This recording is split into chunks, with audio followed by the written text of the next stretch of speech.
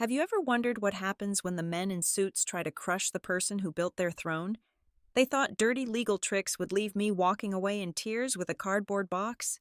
They forgot one fundamental rule. The creator of the machine always knows where the self-destruct button is. Pour yourself a bourbon and listen to how I turned their $3 billion public offering into Wall Street's worst biological disaster. Live on air. Welcome back to Boss Revenge Stories. Everyone, I want to be completely transparent with you.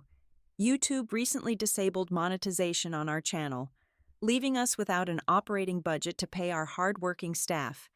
If you enjoy today's story, please consider supporting us with just $1 so our team can cover their living expenses and keep creating these stories for you.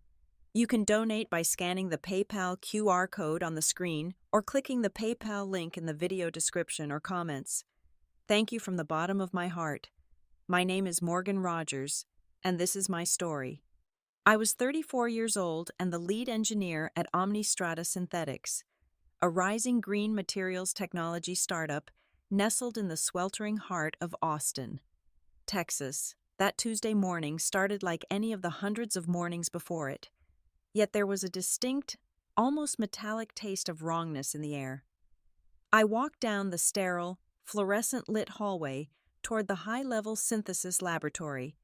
The hum of the climate control system usually grounded me, but today, it sounded like a low warning growl.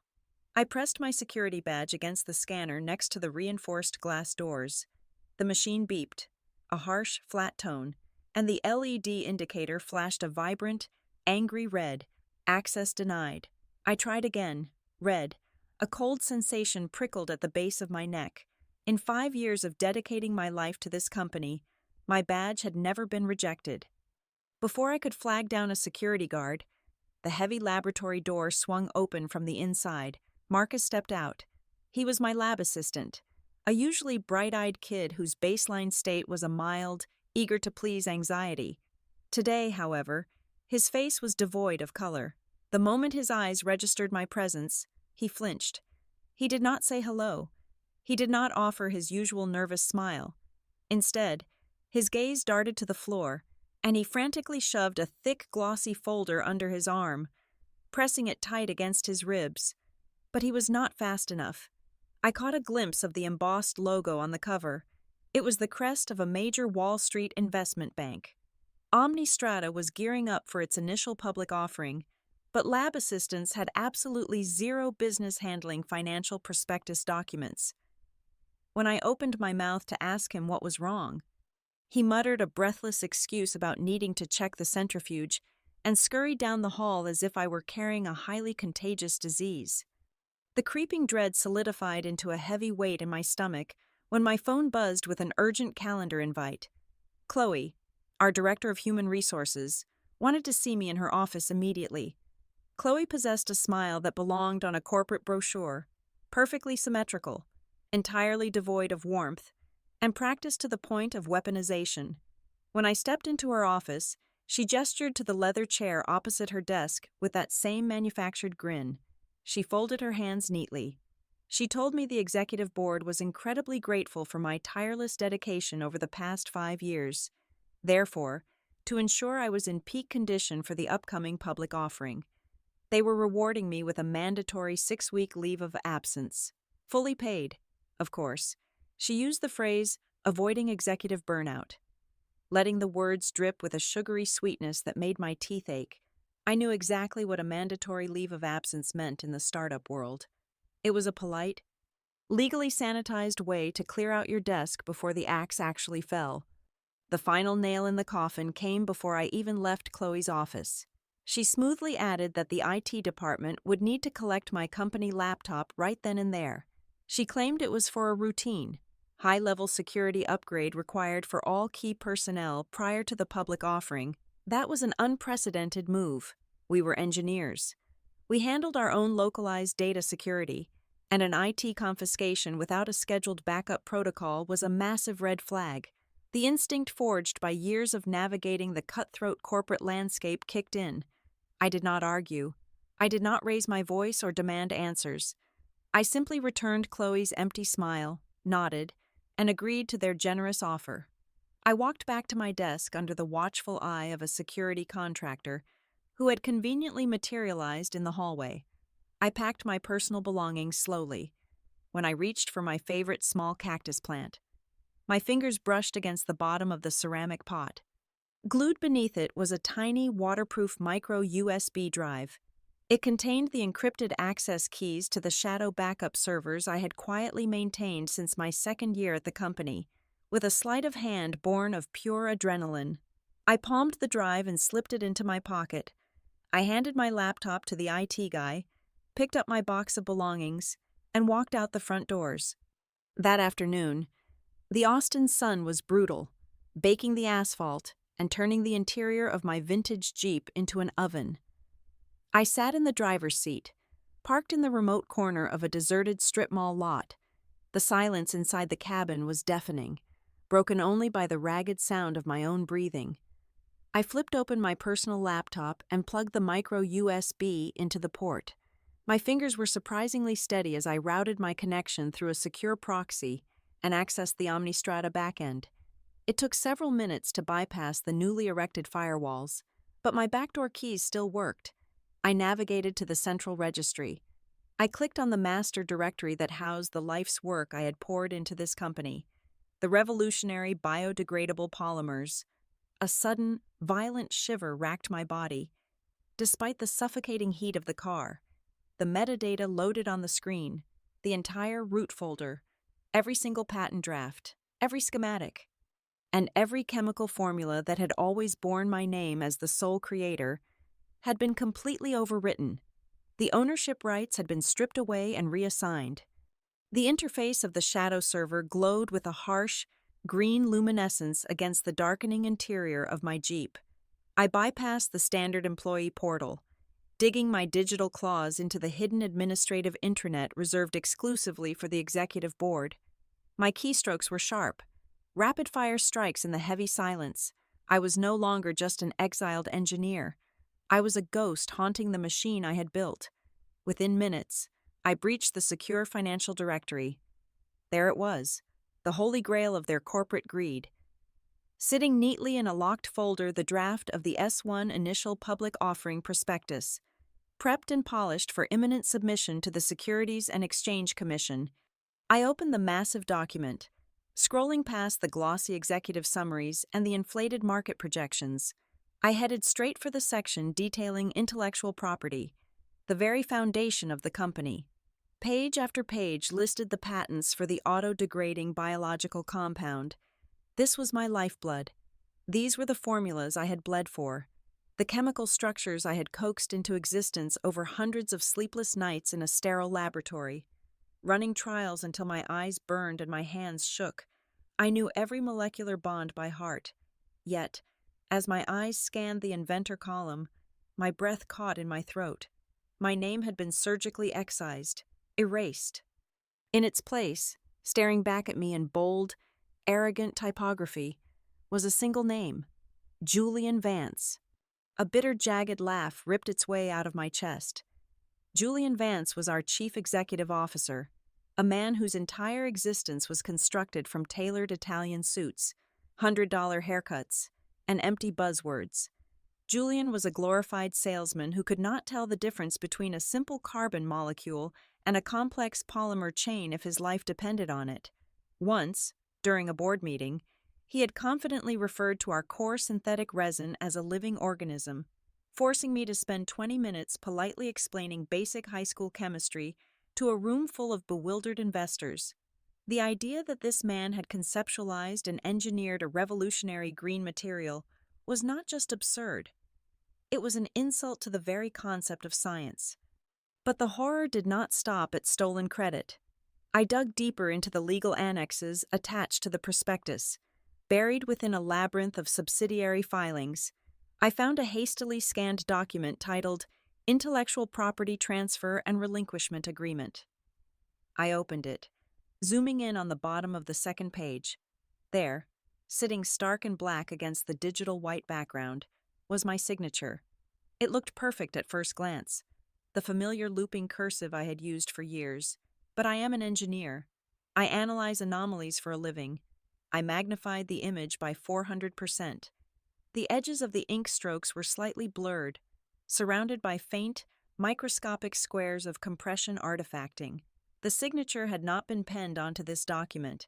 It had been digitally lassoed, cut, and pasted from my original employment contract from 5 years ago. It was a forgery, executed with just enough competence to pass a cursory glance by a distracted auditor. The pieces of the puzzle slammed together with sickening clarity. I pulled up the archived email communications between Julian and the lead venture capitalists. The investors had issued an ultimatum. They wanted the company valuation pushed to an astronomical $3 billion upon opening day. To justify that absurd number, the executive board needed absolute, undisputed, and unencumbered ownership of the core technology. They could not have a rogue head engineer holding the keys to the kingdom or demanding a massive royalty cut. I was a liability. Julian had orchestrated a preemptive strike, intending to steal my life's work, forge my consent, and throw me out onto the street while I was legally bound and gagged by a mandatory leave of absence. For a long moment, the only sound in the car was the hum of my laptop cooling fan. The initial wave of blinding, white-hot rage crashed over me, urging me to grab my phone.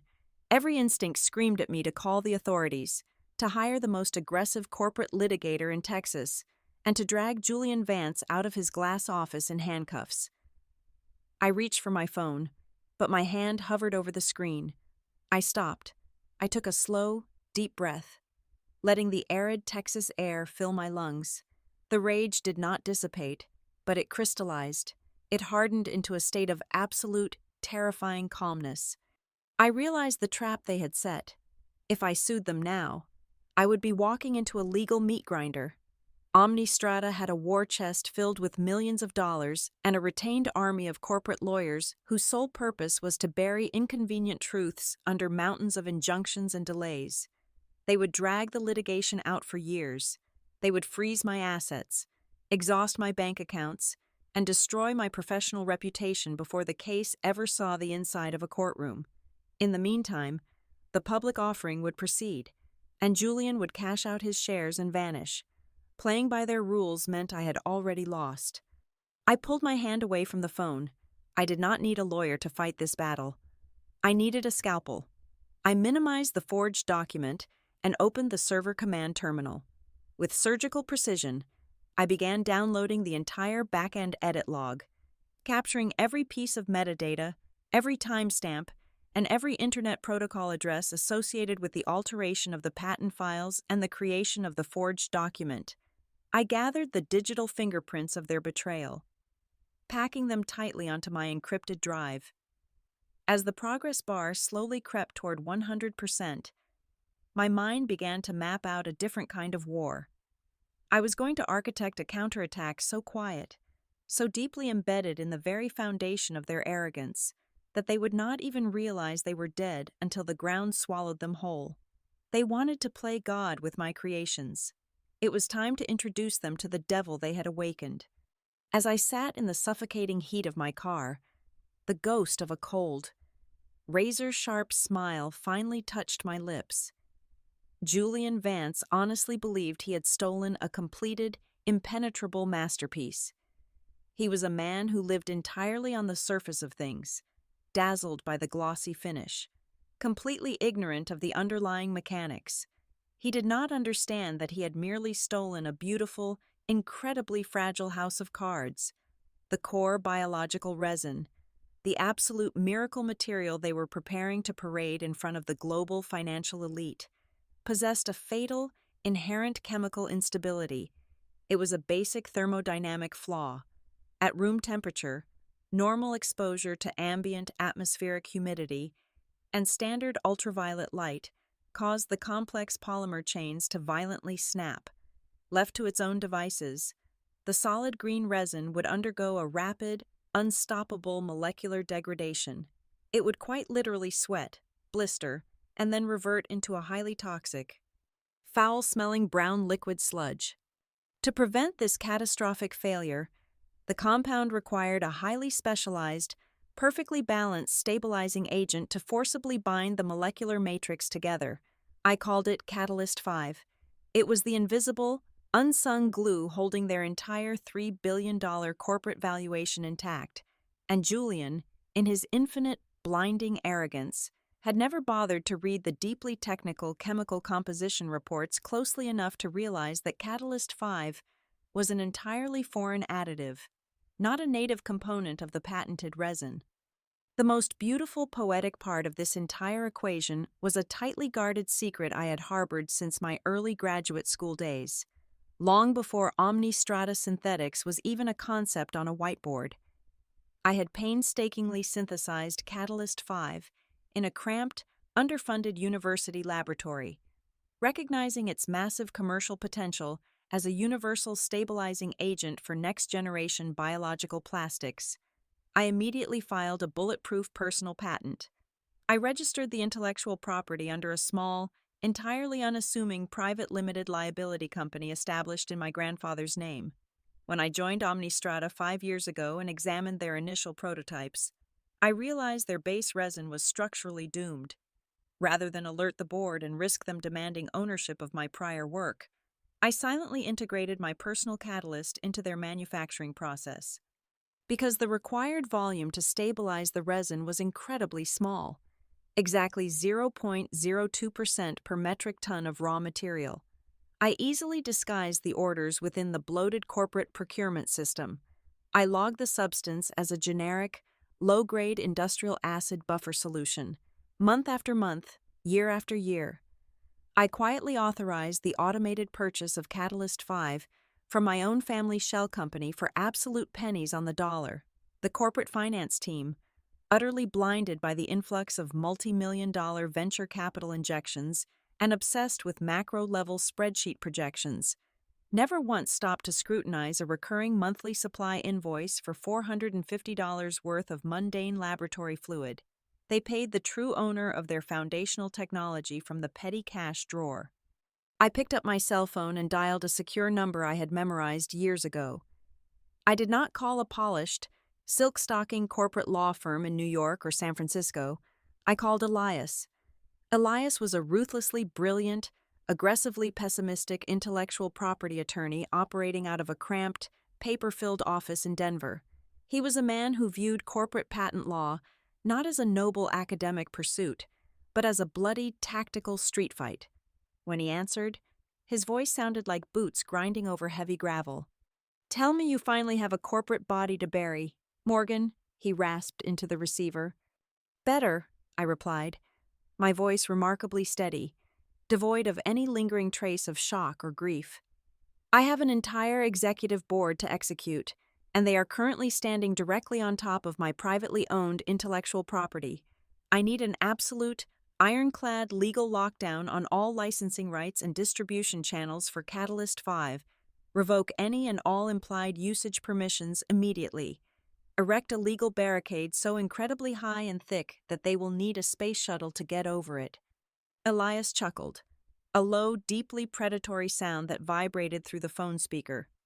"Consider the perimeter secured and heavily mined, and when these suits inevitably come crawling on their hands and knees to us for a retroactive licensing agreement to save their dying enterprise, what exactly is our opening numerical demand?" I leaned back heavily against the headrest of my seat, staring at the glowing terminal on my screen. "We do not have an opening number. Elias, we are going to calculate exactly how much liquid cash they have sitting in their investor reserves, and we are going to take every single cent of it." With the legal snare perfectly set in Denver, it was time to actively engage the trap in Texas. I turned my attention back to the server terminal. I navigated seamlessly away from the stolen patent directories and slipped silently into the automated logistics and global supply chain database. Omnistrata was currently running its massive production plant at maximum operational capacity, churning out thousands upon thousands of high-gloss, pristine green polymer sample units. These physical blocks were the ultimate trophies Julian planned to showcase to the hostile financial press and distribute directly to the elite institutional investors during the upcoming cross-country roadshow. They desperately needed one massive, final freight shipment of Catalyst 5 to stabilize that specific, crucial production batch. I isolated the pending purchase order in the system queue. It was scheduled for automated vendor dispatch in exactly 2 hours. My fingers danced methodically across the keyboard, carefully rewriting the internal routing script. I did not just hit a simple delete key to cancel the order. I surgically corrupted the supplier registry code, making it look exactly like a random cascading system failure buried deep within the inventory management software. The critical supply order simply dissolved into the digital ether, completely untraceable, never to be fulfilled. I closed my laptop, the sudden black screen reflecting my calm, determined expression. The deed was irreversibly done. By intercepting and destroying that final delivery, I had effectively pulled the pin on a microscopic, entirely invisible grenade planted deep within the molecular structure of their flagship product. The thousands of sample units currently rolling off the assembly line looked utterly perfect, solid, and revolutionary today. But without the crucial stabilizing chemical bonds of Catalyst 5, raw physics would inevitably take control. It was a simple, immutable scientific countdown that no corporate lawyer could negotiate away. In exactly 14 days, the environmental stress would violently fracture the polymer chains. Right in the middle of their triumphant, billion-dollar public offering tour, their miracle green material would begin to sweat, blister, and melt away into nothing. On the 10th day of my forced exile, my phone vibrated with a text message from Chloe. It was a calendar invitation for 2 o'clock in the afternoon at an outrageously overpriced, sun-drenched artisanal roastery in downtown Austin.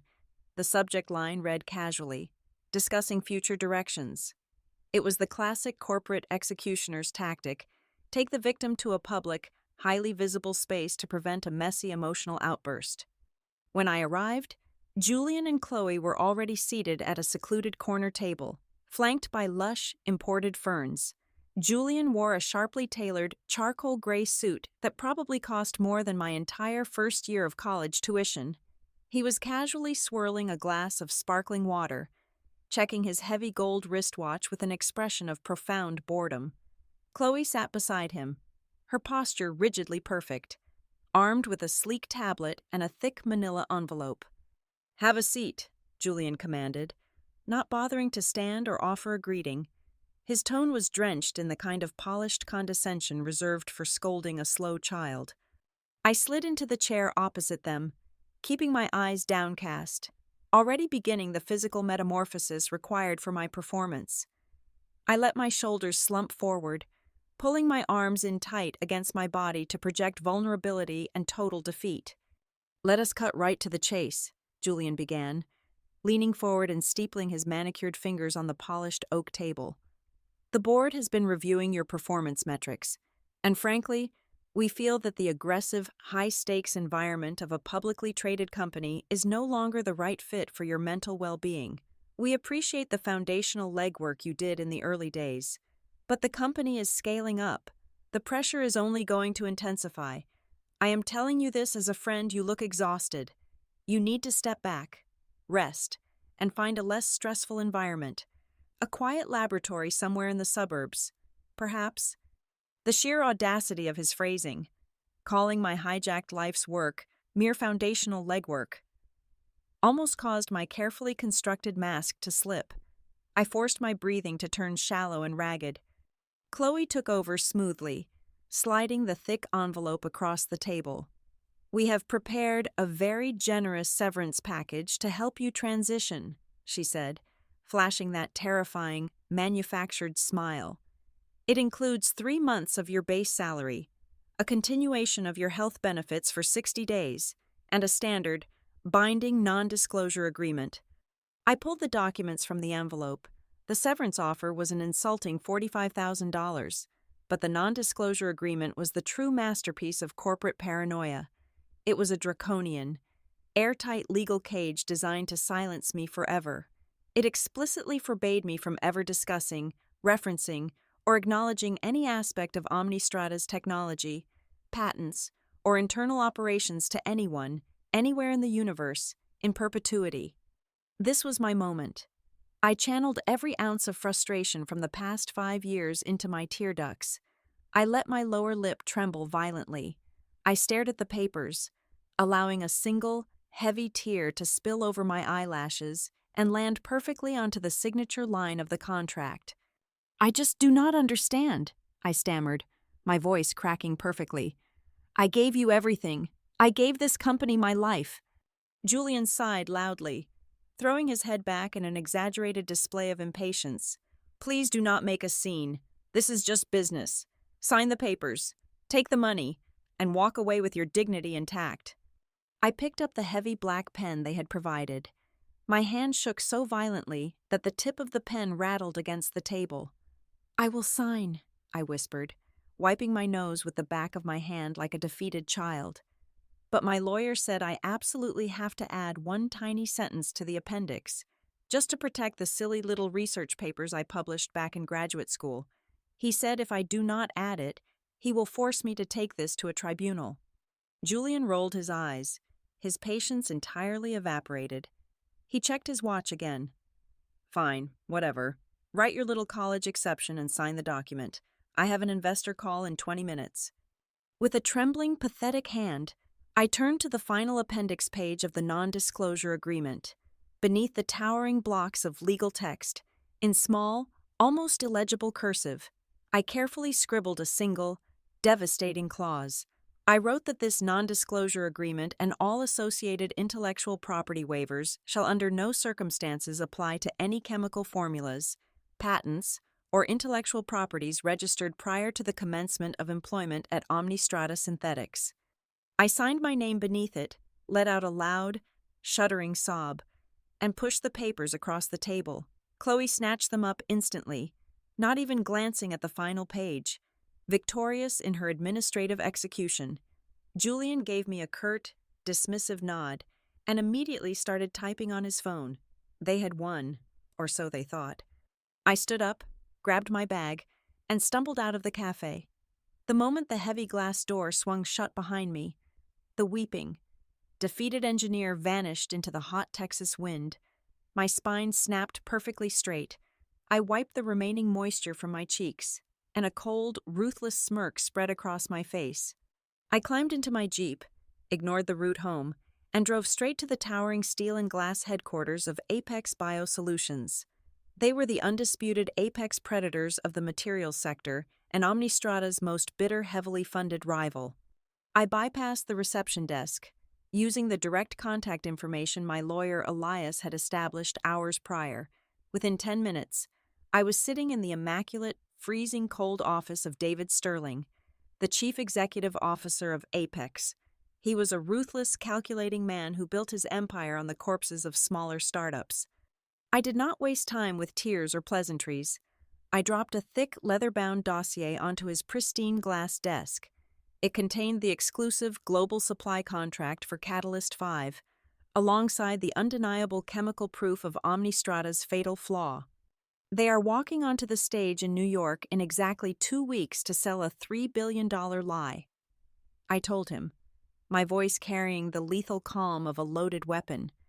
Their material is chemically doomed without this specific compound, and I own the exclusive rights to it.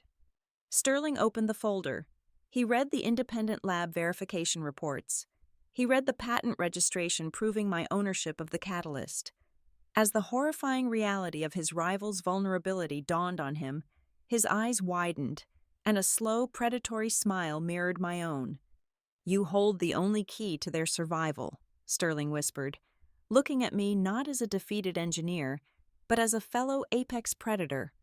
"Exactly," I replied, "and I am prepared to grant Apex Biosolutions the exclusive purchasing rights to that key.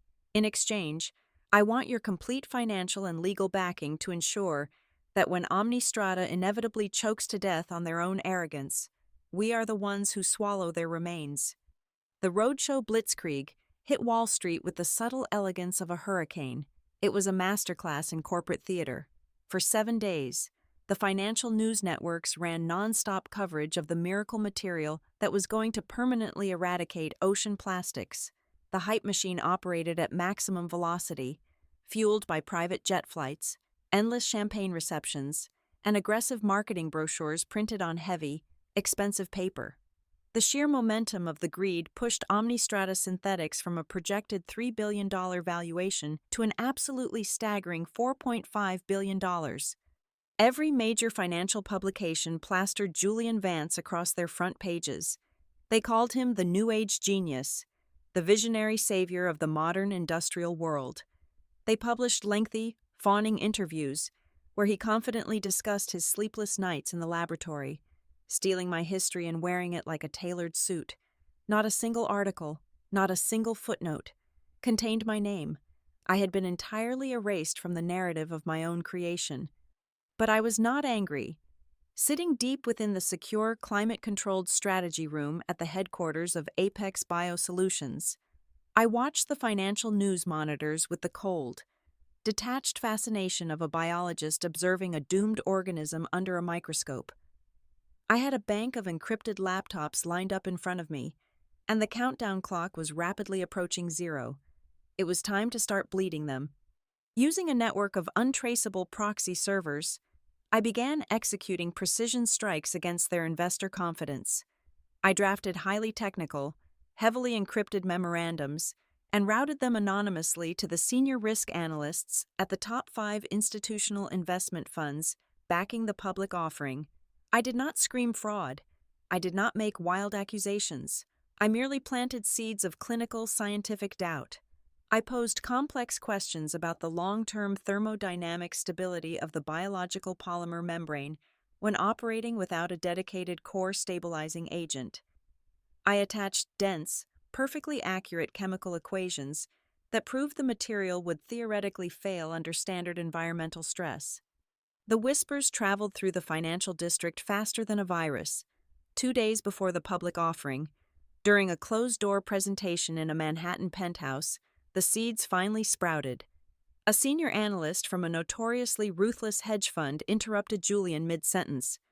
"Mr. Vance," the analyst said, his voice cutting through the sycophantic applause, "we have received deeply concerning technical models regarding the life cycle of your base resin, specifically, its tendency to undergo rapid molecular degradation if a secondary stabilizing catalyst is omitted. Can you guarantee the structural integrity of this material over a 5-year life cycle?" I watched the covertly recorded footage of that meeting later that evening. Julian did not even flinch. He let out a condescending chuckle, adjusting his silk tie. "That is nothing but desperate, baseless panic sown by our competitors who are about to become obsolete," Julian declared, flashing his camera-ready smile. "Our proprietary technology is absolutely perfect. The molecular bonds are impenetrable. I guarantee it." He was writing checks his stolen chemistry could not cash, because while Julian was busy lying to billionaires in air-conditioned penthouses, the brutal laws of thermodynamics were taking effect in the sweltering heat of the Texas manufacturing plant. Down on the factory floor, the thousands of pristine green sample blocks were hitting day 12 of their existence without Catalyst 5. The first signs of the catastrophic failure were not visual, they were olfactory. It started as a faint, sickly sweet odor, like rotting fruit left in the sun. Marcus, my former terrified assistant, was conducting a routine inventory check in the primary storage warehouse when he noticed the smell. He approached the towering pallets of sample units meant for the post-launch media distribution. He reached out to touch a block near the center. Instead of meeting a solid, glass-like surface, his fingers sank into a warm, sticky, gel-like substance. Panic set in. He grabbed a flashlight and inspected the lower pallets. The structural integrity was collapsing. The sharp corners of the polymer blocks were rounding off, blistering, and slowly weeping a thick brown liquid sludge onto the concrete floor. I knew exactly what was happening because I was watching it unfold in real time. Before surrendering my laptop to the IT department weeks ago, I had embedded a dormant, virtually undetectable phantom Slack account into Marcus's desktop terminal. I had full, unfettered access to his private messaging channels. I watched the frantic, breathless text messages Marcus sent to Julian's emergency channel. He begged for instructions, attaching blurry photos of the melting polymer. Julian did not reply for 3 hours. When he finally did, the background noise on his voice note indicated he was at a loud, thumping nightclub. "Are you out of your mind, Marcus?" Julian yelled into the microphone, his words slightly slurred from expensive alcohol. "Do not let anyone near that warehouse. Confiscate all cell phones from the floor staff. Ban the press from the facility immediately. Throw a tarp over the pallets and keep your mouth shut. We will deal with a few defective units after the public offering is finalized. Do not screw this up for me." Julian chose the cover-up over the cure. He chose his ego over the science. I leaned back in my leather chair in the Apex war room, the glow of the monitors reflecting in my eyes. The trap was sprung. The payload was locked. The countdown clock clicked down to the final 24 hours. Everything was perfectly, beautifully ripe for the ringing of the opening bell. The morning of the initial public offering arrived with the kind of electric, ruthless energy that only Manhattan could generate. The event was not just a bell-ringing ceremony. It was a coronation broadcast live to every financial terminal on the planet from a massive, opulent auditorium just steps away from the New York Stock Exchange. The room was packed shoulder to shoulder with the titans of Wall Street, hedge fund managers, and wide-eyed institutional investors ready to pour billions into the future of green technology. Julian Vance stood at the center of the stage, glowing under the blinding heat of a dozen high-intensity theatrical spotlights. He looked like a conquering emperor. Behind him loomed the ultimate symbol of his fabricated genius, a massive 10-foot-tall solid block of the transparent green polymer, beautifully backlit to showcase its flawless, glass-like structure. It was the crown jewel of Omnistrata synthetics. I sat perfectly still in the center of the VIP front row, surrounded by the heavy hitters of the financial world. I was no longer the exhausted, weeping engineer from the Austin coffee shop. I was wearing a meticulously tailored midnight blue blazer, attending as the newly appointed Senior Strategic Advisor for Apex Biosolutions. My presence had gone completely unnoticed by Julian, who was too busy flashing his pearly white smile at the wall of television cameras. "Ladies and gentlemen," Julian's voice boomed through the state-of-the-art sound system, dripping with manufactured charisma. "Today, we do not just launch a stock ticker, we launch a revolution. We say goodbye to toxic plastics forever." He raised his hand, pointing toward the massive digital countdown clock suspended above the stage. It was 90 seconds away from the official market open. He took a deep breath, preparing to announce the commencement of trading. That was my cue. I stood up.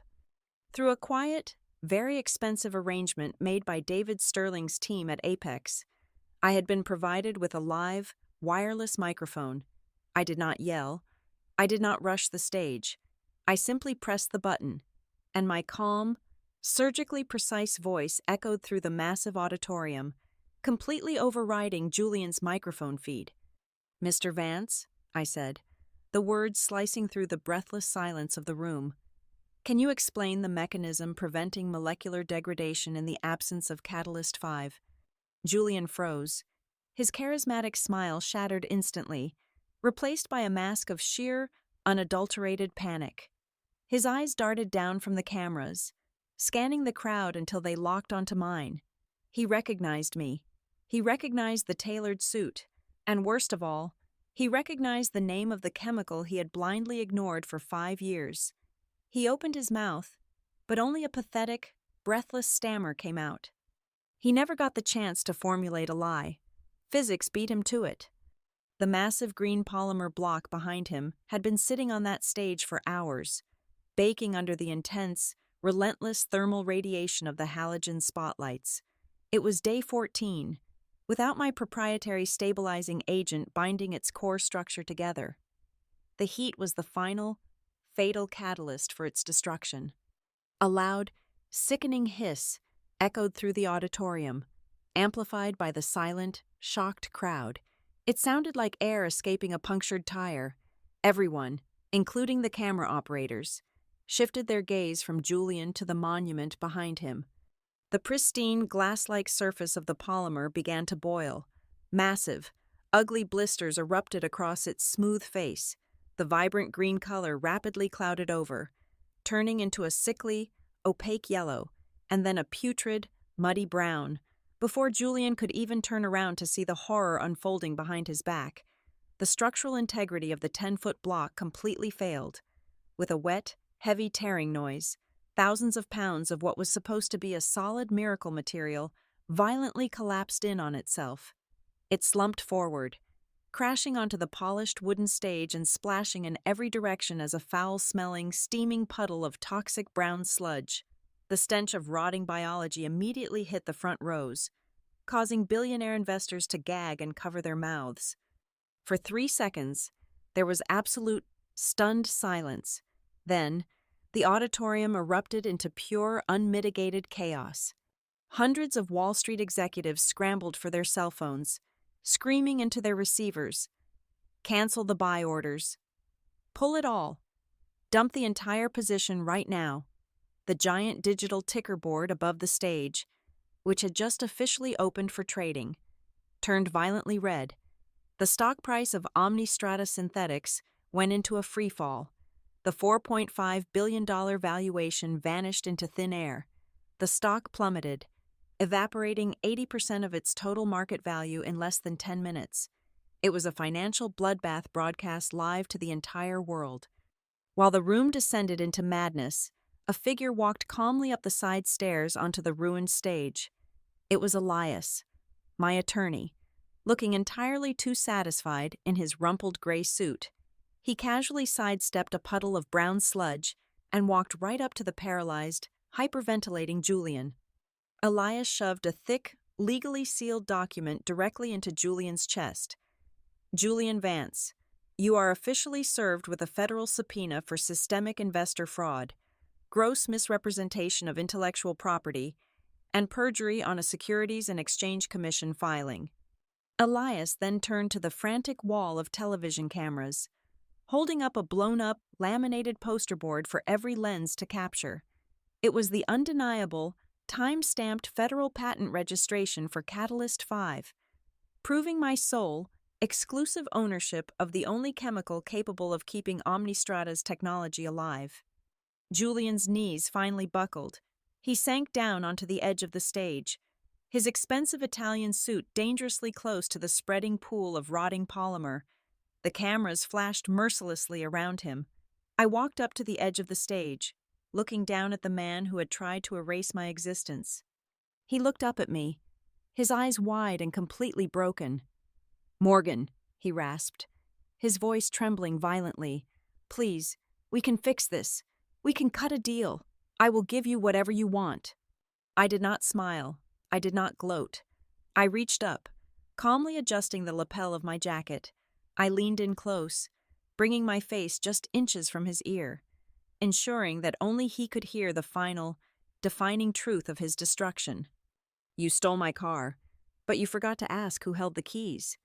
The aftermath was swift and utterly merciless. Without the rights to my stabilizing catalyst, Omnistrata's core technology was officially deemed worthless.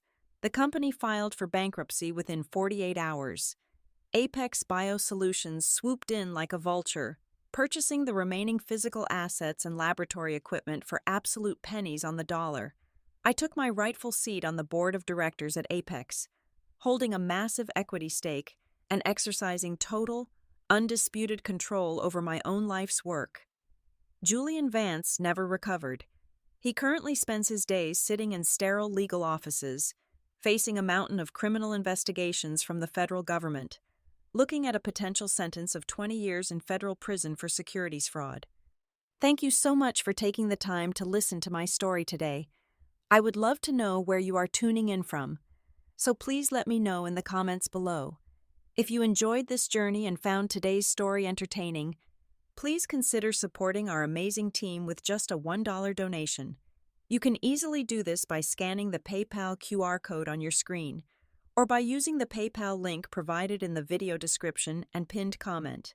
Your incredible generosity goes directly toward paying our hardworking staff, helping them feed their families, and ensuring we can keep producing these high-quality stories for you every single week. Thank you, and I will see you in the next one.